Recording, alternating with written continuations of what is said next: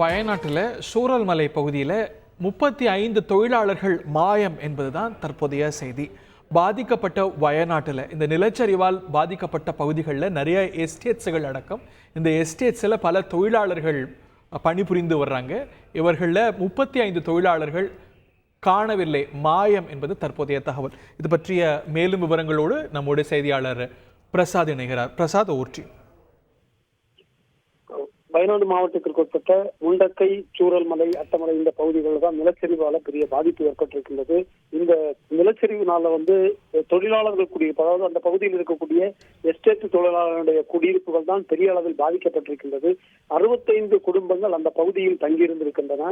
அதாவது 9 வரிசை தொழிலாளர்களுடைய எஸ்டேட் பகுதிக்கு உள்ளேயே வரிசையாக வீடுகள், குடியிருப்புகள் அமைத்து தோட்ட நிர்வாகத்தால் அமைத்துக் கொடுக்கப்பட்டிருக்கும். அந்த மாதிரி 9 வரிசையில் தொழிலாளருடைய குடியிருப்புகள் காணப்பட்டன. இதற்கு மேலாக அவங்களுடைய சூப்பர்வைசர் உள்ளிட்ட இவர்களை கண்காணிக்கின்ற அதிகாரிகளாக இருக்கின்ற ஒரு 4 குடியிருப்புகள் தனியாக காணப்பட்டன.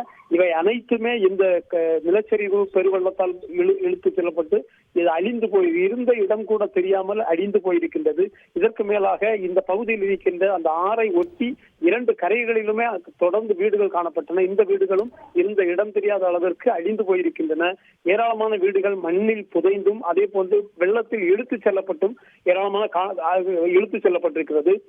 இதனால் அந்த குடும்பங்களைச் சேர்ந்தவர்கள் ஏராளமானோர் மாயமாகி இருக்கின்றனர். குறிப்பாக அந்த எஸ்டேட்டில் பணிபுரிகின்ற 35 தொழிலாளர்கள் மாயமாகி இருப்பதால் அந்த தொழிலாளர்களை தேடும் பணி தீவிரமாக நடைபெற்றிருக்கின்றது.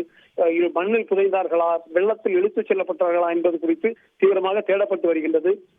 சிலர் அந்த பகுதியில் இருக்கின்ற குந்துகளில் ஏறி உயிர் தப்பிய நிலையில் அவர்கள் மீட்கப்பட்டு காயங்களோடு மருத்துவமனைகளில் அனுமதிக்கப்பட்டிருக்கிறார்கள்.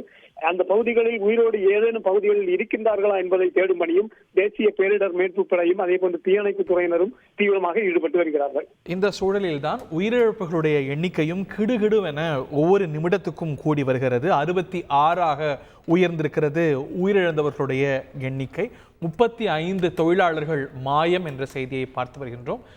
பாதிக்கப்பட்ட பகுதிகளில் எஸ்டேட் தொழிலாளர்கள் நிறைய பேர் அடக்கம். இதில் பல வீடுகள் அழிந்திருக்கின்றன. அதில் 35 தொழிலாளர்கள் மாயமாக இருக்கிறார்கள். அவர்களை தேடும் பணிகள் மும்முரமாக நடைபெற்று வருகின்றன. செய்திகளை உடனுக்குடன் தெரிந்து கொள்ள உடனே சப்ஸ்கிரைப் பண்ணுங்க.